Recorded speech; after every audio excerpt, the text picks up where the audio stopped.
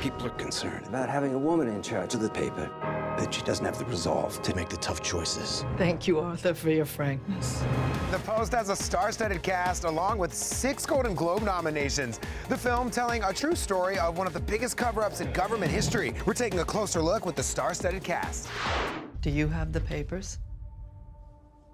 Not yet. A cover-up that spans 4 U.S. presidents. Been lying about the Vietnam War for 30 years. There's no reason to have a First Amendment if we can't do this. Pushing the first female newspaper publisher and an editor to join an unprecedented battle between journalist and government. Ordinary people can really move the needle in history and change the course of history. The way they lied, those days have to be over. The film, a true story of one week in 1971. The story is as much about leadership and about the birth of a leader as it is about the birth of a national paper, once a local paper called the Washington Post. If you publish, we'll be at the Supreme Court next week. Women were still a little bit invisible at that point in time, and the focus of history came to rest on this particular woman's shoulders. Meryl Streep playing Katharine Graham, who inherits the Post. Early in her life, she was very unsure of herself and had to decide if she was willing to jeopardize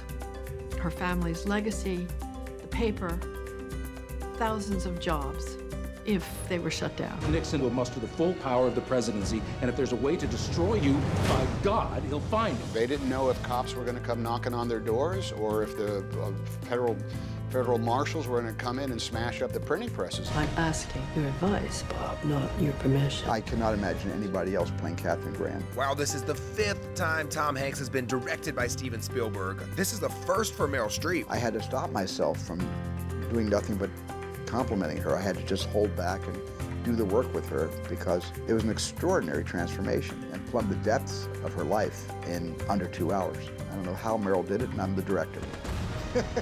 What will happen if we don't publish? We will lose. The country will lose. The Post is in theaters this week.